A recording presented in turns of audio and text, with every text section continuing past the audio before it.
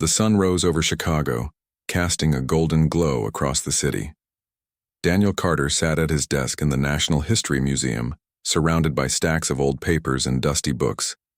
His job as an archivist wasn't glamorous, but he loved it. Every document told a story. Every photograph captured a moment in time.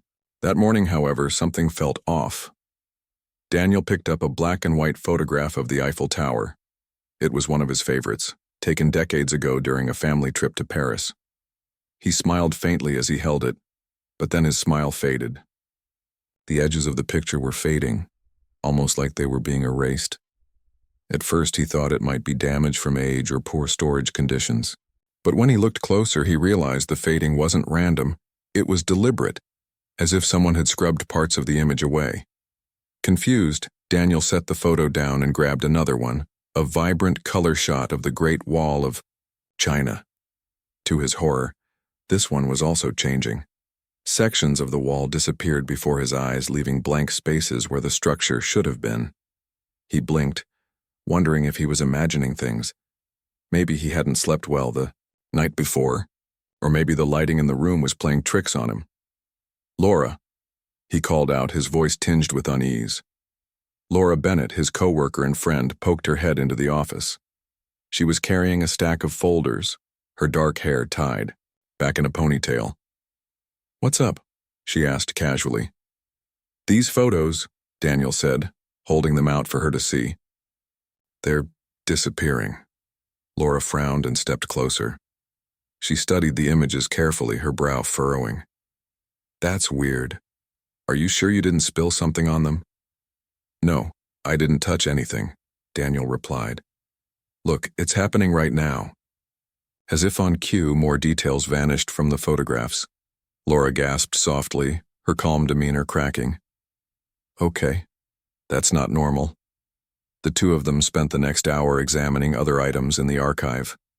What they found chilled them to the bone. Not only were physical photographs affected, but digital files stored on the museum's servers were corrupting too. Images of landmarks, historical figures, and even entire cities were vanishing without explanation. It was as though someone, or something, was deliberately erasing Earth's history. Word spread quickly through the museum staff. Whispers of panic filled the air as everyone tried to make sense of what was happening. Some suggested it could be a computer virus or a glitch in the system. Others speculated about government experiments gone wrong. No one had any real answers. Outside the museum, the world seemed oblivious to the strange phenomenon. People went about their daily lives, unaware that pieces of their reality were slipping away. But that changed later that evening, when astronomers made a startling discovery. High above Earth's atmosphere, a massive alien vessel loomed silently in the sky. Its surface shimmered like liquid metal, reflecting the sunlight in eerie patterns. News outlets around the globe broke the story within minutes. Social media erupted with speculation, fear, and disbelief. Governments issued statements urging calm, but no one knew what the ship wanted, or why it was here. Daniel watched the news unfold on a small TV in the museum break room. Laura stood beside him, arms crossed tightly over her chest. "Do you think this is connected?" she asked quietly. "It has to be," Daniel replied. Everything started disappearing after that thing showed up. Over the next few hours, the situation grew worse. Reports poured in from all corners of the planet. Cities began to vanish, swallowed by an invisible force. One moment, Tokyo was bustling with life. The next, it was gone, leaving behind empty streets and bewildered survivors. The same thing happened in London, Sydney, and countless other places. Entire populations disappeared without a trace. Panic swept across the globe. Airports shut down. Highways clogged with fleeing motorists, and phone lines crashed under the weight of desperate calls. Governments scrambled to respond, but their efforts were futile. Whatever power the aliens wielded was beyond human comprehension. Back at the museum, Daniel and Laura worked tirelessly to preserve what little remained of Earth's history. They gathered every artifact they could find: books, paintings, sculptures, anything that hadn't yet been erased. Each item felt like a lifeline, a fragment of humanity's identity clinging to existence. "This isn't just destruction," Laura said as she packed a fragile glass sculpture into a protective case. "They're rewriting reality, erasing us completely." Daniel nodded grimly.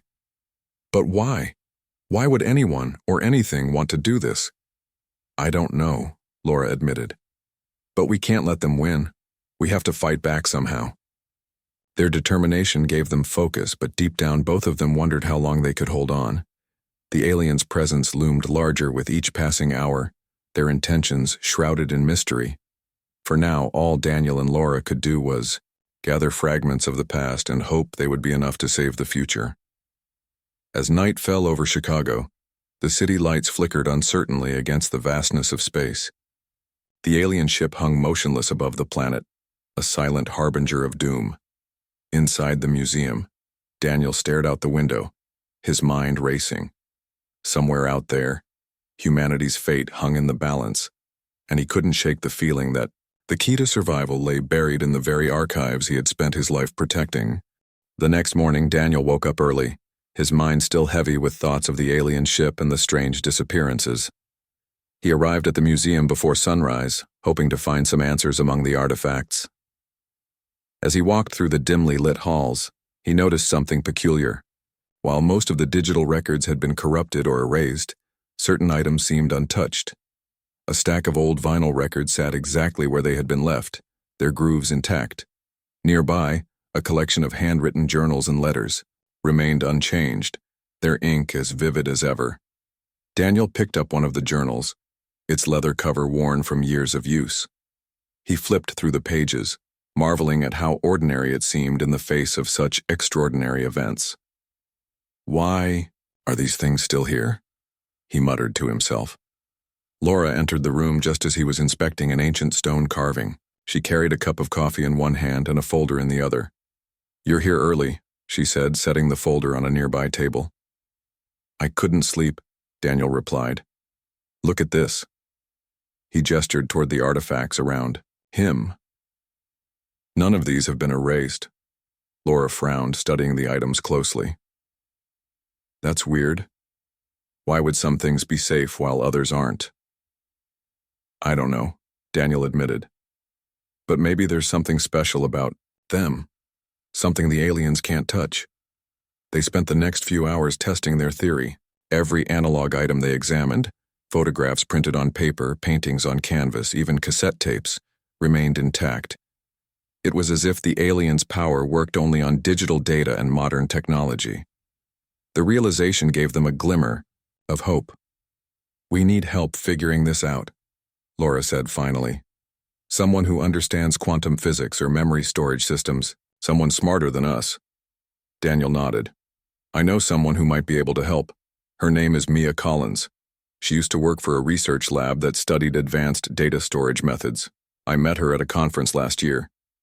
"Do you think she'll talk to us?" Laura asked. "She might," Daniel said. "It's worth a shot." Later that day, Daniel and Laura drove to Mia's house, located in a quiet suburb outside Chicago. The woman who answered the door was older than Daniel remembered, her gray hair tied back in a loose bun. She wore glasses perched on the tip of her nose and carried a book in one hand. Despite her age, her eyes were sharp and curious. "Daniel Carter," she said, recognizing him immediately. "What brings you here?" "We need your help," Daniel began. He explained everything: the disappearing cities, the alien ship, and the strange immunity of analog materials. Mia listened intently, her expression growing more serious with each word. When he finished, she nodded slowly. "This isn't just about erasing physical objects," she said.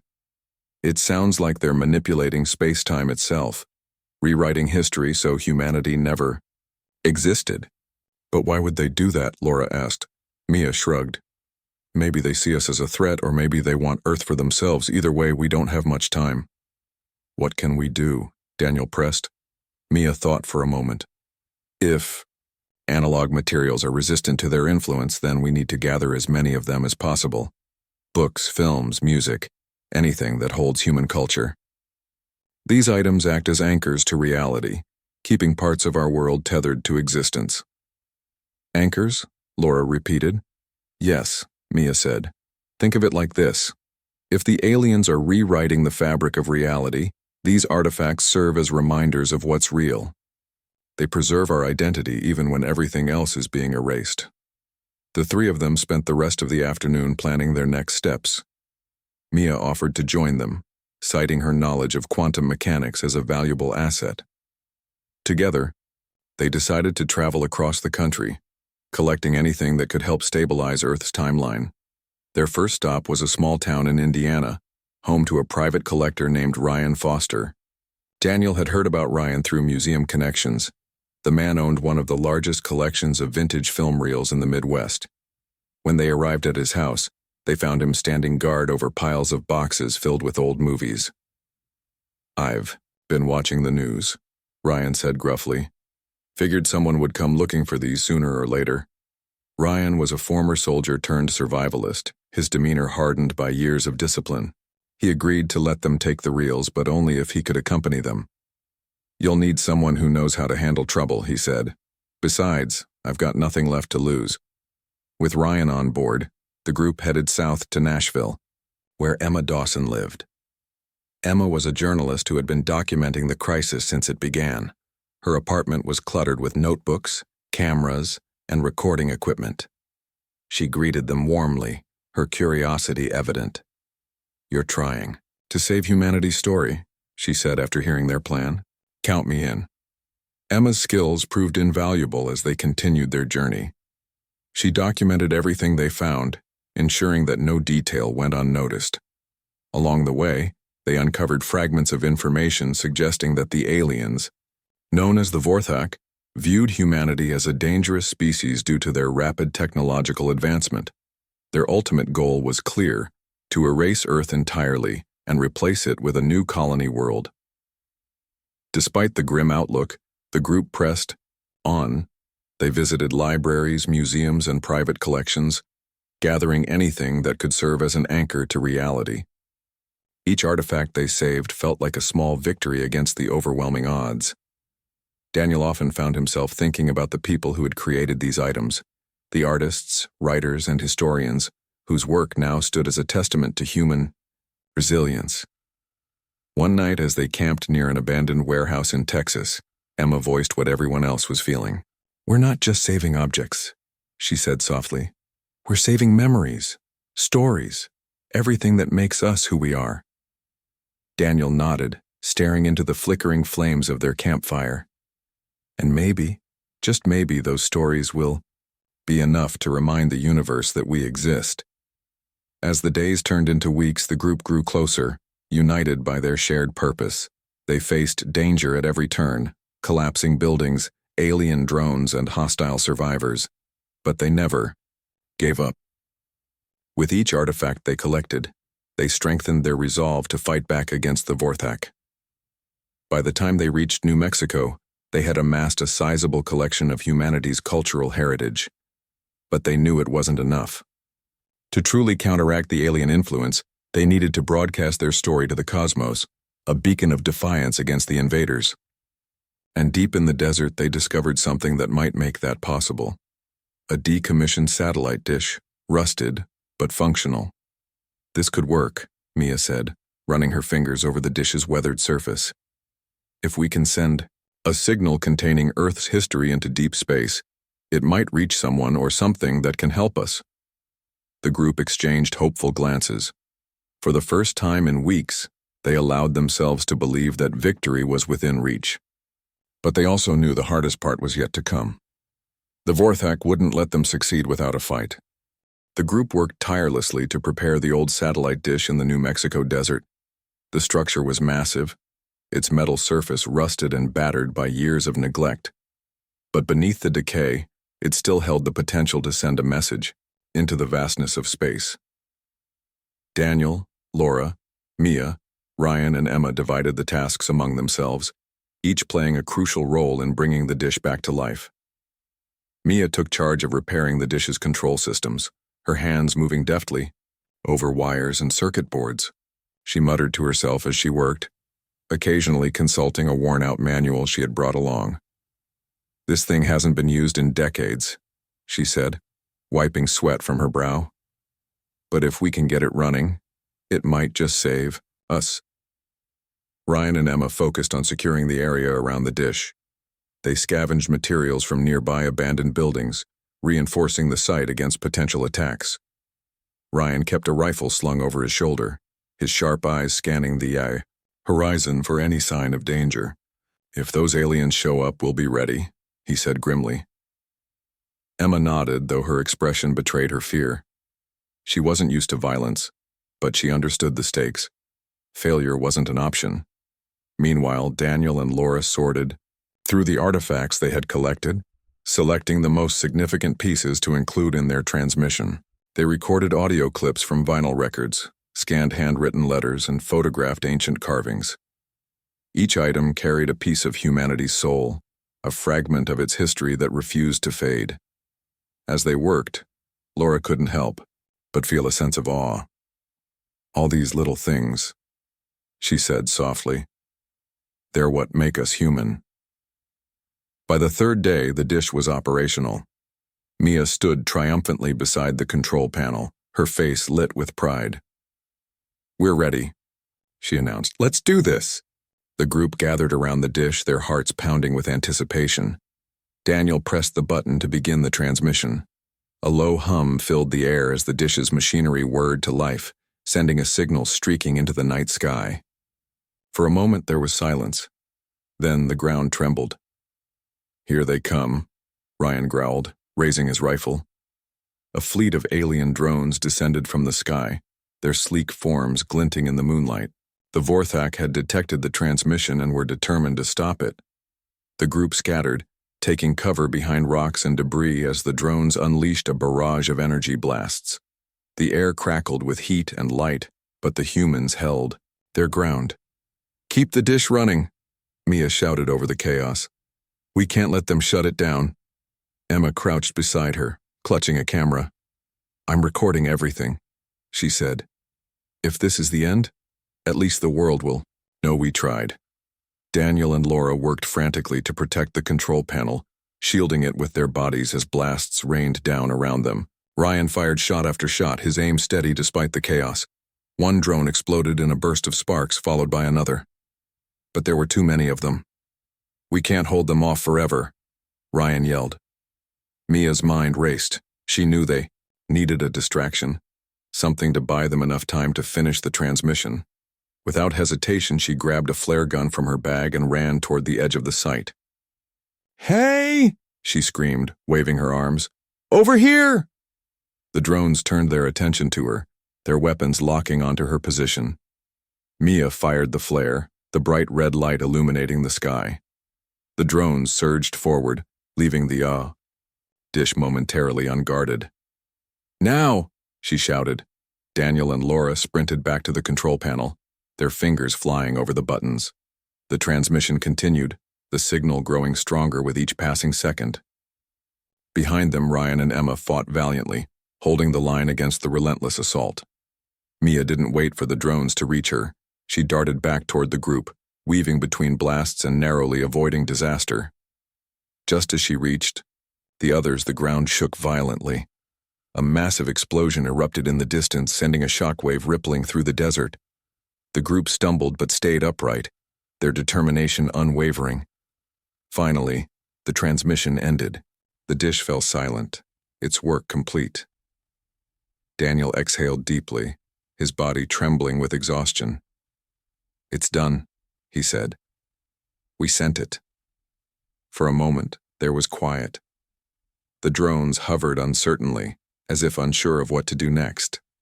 Then, one by one, they began retreating into the sky.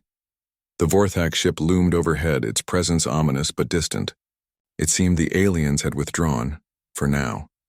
The group collapsed onto the ground, their bodies aching but their spirits high. Ryan let out a shaky laugh. "Well, that was fun." Emma hugged her camera close, tears streaming down her face. "We did it," she whispered. "We really did it." Mia nodded, her voice steady despite her fatigue. "The signal is out there now. Somewhere in the universe, someone, or something, will hear our story." As dawn broke over the desert, the group packed up their belongings and prepared to leave. The battle had taken its toll, but they had emerged victorious. Earth was still under threat, but they had struck a blow against the invaders. Humanity's legacy now traveled through the stars, a testament to their resilience and courage. On the drive back to Chicago, Daniel stared out the window, watching the sun rise over the horizon. He thought about all they had accomplished, the artifacts they had saved, the stories they had preserved, the lives they had risked to protect their world. For the first time in weeks, he allowed himself to feel a flicker of hope. "We're not done yet," he said quietly. "But we've bought ourselves some time." Laura glanced at him, her lips curving into a small smile. "And we'll keep fighting, no matter what." The road ahead would be long and difficult, but they were ready. Together they had faced the impossible and won. The group returned to Chicago, their bodies weary but their spirits unbroken. The transmission had been sent, a beacon of humanity's story now traveling through the vastness of space. But they knew the fight wasn't over. The Vortex still loomed above Earth, their intentions unclear. Daniel, Laura, Mia, Ryan, and Emma gathered in the museum's basement, surrounded by the artifacts they had collected. They needed a plan to ensure Earth's survival. "We can't just sit here and wait," Daniel said, pacing back and forth. "We need to do something more." Mia nodded, her expression thoughtful. "The aliens are rewriting reality itself. To stop them, we need to stabilize space-time. If we can create a protective barrier around Earth, it might shield us from further changes." "How do we do that?" Laura asked. "There's a prototype machine," Mia explained. "It was designed to stabilize local space-time for scientific experiments. It's buried deep underground in an old government facility outside the city." "Do you think it still works?" Emma asked. "It's our best shot," Mia replied. "But getting there won't be easy. The facility is heavily guarded and the journey is dangerous." Ryan leaned forward, his voice firm. "Then we go. We've come this far. We're not giving up now." The group agreed, knowing the risks but unwilling to abandon hope. They packed supplies, food, water, tools, and weapons, and set out for the facility. The drive was tense, each mile bringing them closer to the unknown. The landscape outside the car windows was eerily quiet, as if the world itself was holding its breath. When they arrived at the facility, they found it abandoned and decaying. The entrance was sealed with heavy metal doors, rusted from years of disuse. Ryan used a crowbar to pry them open, the sound echoing through the empty halls. Inside, the air was cold and stale, the walls lined with flickering fluorescent lights. "This place gives me the creeps," Emma muttered, clutching her camera tightly. "Stay close," Ryan warned. "We don't know what's down here." They followed Mia's directions, descending deeper into the facility. The corridors were narrow and dark, the silence broken only by the sound of their footsteps. At one point, they stumbled upon a room filled with old computers and monitors, their screens blank and lifeless. Laura paused, running her fingers over the dusty keyboards. "Imagine what they were working on down here," she said softly. "Let's focus on the task at hand," Daniel reminded her gently. Finally, they reached the core chamber. In the center of the room stood a massive machine, its surface covered in wires and blinking lights. It looked ancient but functional, a relic of humanity's ingenuity. Mia approached it cautiously, examining the controls. "This is it," she said. "The space-time stabilizer." "How do we turn it on?" Daniel asked. "It's not that simple," Mia replied. "The machine needs to be manually overridden. Someone has to stay behind to activate it, while the rest of you get to safety." The room fell silent, as the weight of her words sank in. No one spoke for a moment, each of them grappling with the implications. Finally, Mia stepped forward. "I'll do it," she said firmly. "I'm the only one who understands how this thing works." "No," Ryan said sharply. "You're not sacrificing yourself." "I'm not asking for permission," Mia countered. "This is my decision. Besides, I'm the oldest here. My time was running out anyway." Daniel shook his head. "There has to be another way."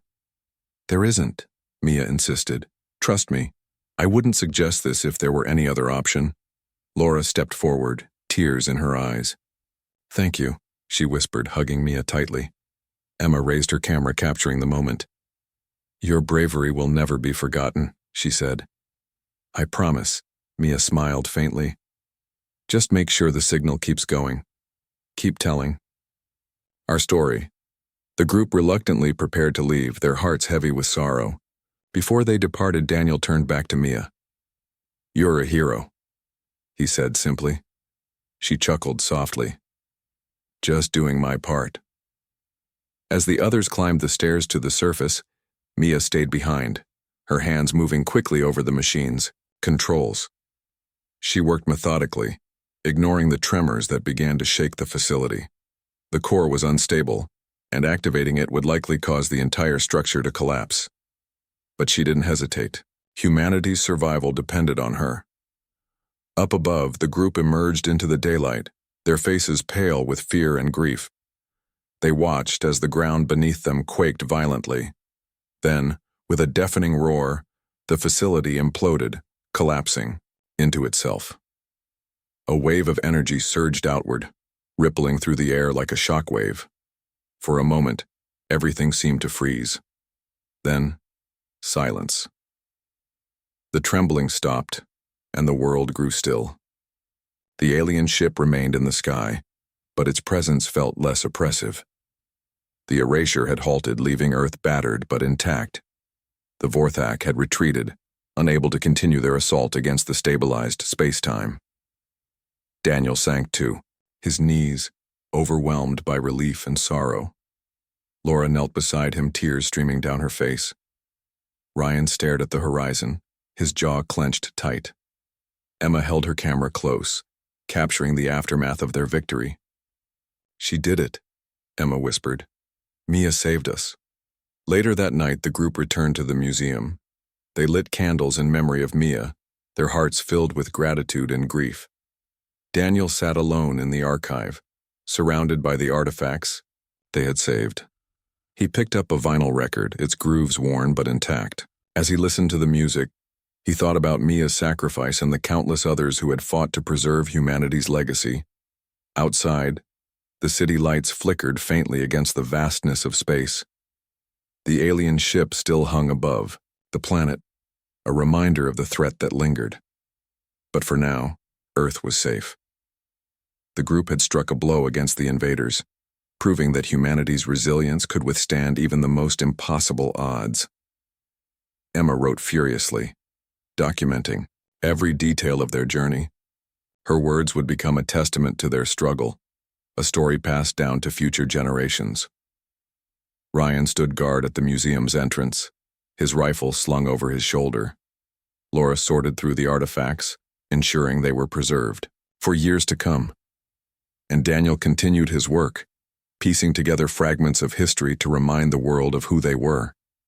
In the darkness of space, the signal they had sent traveled onward, carrying humanity's story to the stars. Somewhere, out there, someone or something might hear it. Until then, the group vowed to keep fighting, to protect the fragile thread of existence they had managed to save. For Mia, and for everyone else who had given their lives, they would not give up. Their legacy would endure, written in the echoes of a defiant planet. The days that followed Mia's sacrifice were heavy with both grief and relief. The alien ship still loomed in the sky, a constant reminder of the threat that lingered over Earth. But the erasure had stopped, and humanity was given a fragile second chance. Daniel, Laura, Ryan, and Emma worked tirelessly to rebuild what they could, knowing that the fight wasn't truly over. In the museum, Daniel spent hours organizing the artifacts they had collected. Each item felt like a piece of armor, protecting humanity's identity from being erased entirely. He carefully cataloged every photograph, every handwritten letter, every vinyl record. These fragments of history were no longer just objects. They were symbols of resilience, proof that humanity could endure even the most impossible challenges. Laura helped him, her hands steady despite the exhaustion etched into her face. She often paused to look at the items they were preserving, her eyes lingering on faded photographs and worn books. "It's strange," she said one afternoon. These things seem so small, but they're what kept us grounded. They reminded us of who we are. Daniel nodded. And now they'll remind future generations too. We can't let them forget. Emma documented everything, her camera never far from her side. She wrote detailed notes about each artifact, capturing not just their physical appearance but also the stories behind them. Her words painted a vivid picture of humanity's struggle, a narrative she hoped would inspire others to keep fighting. If we don't tell our story, she said, then all of this, everything we've done, it means nothing. Ryan stood guard outside the museum, his rifle slung over his shoulder. Though the immediate danger had passed, he remained vigilant, scanning the streets for any sign of trouble. His presence was a comfort to the others, a reminder that someone was always watching, always ready to protect what they had fought so hard to save. As the weeks passed, life began to return to some semblance of normalcy. People emerged from hiding, their faces lined with fear, but also determination. Communities came together to rebuild, sharing resources and supporting one another. The scars left by the Vorthax attack were deep, but humanity's spirit refused to break. One evening, the group gathered in the museum's main hall. The room was dimly lit, the air thick with emotion. They sat in silence for a while, each lost in their own thoughts. Finally, Daniel spoke. "We've done everything we can for now," he said softly. "But we need to think about the future. How do we make sure this never happens again?" "We keep telling our story," Emma replied without hesitation. "We share it with everyone. If people understand what happened, if they know how close we came to losing everything, they'll be ready to fight back if it happens again." Laura nodded. "And we need to preserve these artifacts. Not just here, but everywhere. Every city, every town, every village should have a place where people can remember." Ryan leaned forward, his expression serious. "We also need to prepare for another attack. The aliens might be gone for now, but they're still out there. We can't let our guard down." The group agreed, their resolve stronger than ever. They decided to create what they called the Echo Project, a network of archives spread across the globe. Each archive would house a collection of artifacts, ensuring that humanity's legacy would survive even if another disaster struck. It was a massive undertaking, but they knew it was necessary. Emma took charge of spreading the word, using her skills as a journalist to reach as many people as possible. She wrote articles, gave interviews, and even recorded videos explaining the importance of preserving human culture. Her message resonated with people around the world, sparking a movement to protect Earth's history. Meanwhile, Daniel and Laura traveled to other cities, helping establish new archives and teaching others how to safeguard their communities' stories. They visited schools, libraries, and community centers, encouraging people to contribute their own artifacts. "Every object matters," Daniel told them. "Every story is worth saving." Ryan stayed behind in Chicago, overseeing the security of the original archive. He trained volunteers in self-defense and basic survival skills, preparing them for whatever might come next. His leadership inspired others to join the cause, and soon a network of resistance groups began to form. Despite the progress they made, the group couldn't shake the feeling that the Vorthak weren't finished with Earth. The alien ship remained in orbit, its purpose unclear. At night, Daniel often found himself staring up at the stars, wondering what the invaders were planning. Would they return? And if they did, would humanity be ready? One evening, as he stood on the museum's rooftop, Emma joined him. She carried a notebook in one hand and a pen in the other. "Still thinking about them?" she asked quietly. "Yeah," Daniel admitted. "I can't help it. They're out there watching us, waiting." "But we're still here too," Emma said firmly. "And we're stronger than they thought." "Stronger than anyone thought," Daniel smiled faintly. "You're right, we've got something they don't, each other." Emma nodded, opening her notebook. "I've been working on a book," she said, "about everything that's happened, about Mia and the artifacts and the signal we sent into space. I want people to know what we've been through, what we've lost, and what we've gained." "That's a good idea," Daniel said. People need to hear it. As the months turned into years, the world continued to heal. Cities were rebuilt, families reunited, and lives slowly pieced back together. The scars of the Vortex attack remained, but they served as reminders of humanity's strength and resilience. The Echo Project flourished, becoming a global effort to preserve human culture. Archives sprang up in every corner of the planet, each one a testament to the power of storytelling. The artifacts within them became symbols of hope, proof that humanity could endure even the darkest of times. Emma's book was published and quickly became a bestseller. It was translated into dozens of languages, reaching readers around the world. Her words inspired countless others to join the fight, to ensure that humanity's story would never be forgotten. Daniel and Laura continued their work, traveling from place to place, sharing their knowledge and passion. They grew older, their hair streaked with gray, but their determination never wavered. Ryan remained in Chicago, leading the resistance groups and training new generations to defend their world. And somewhere in the vastness of space, the signal they had sent continued its journey.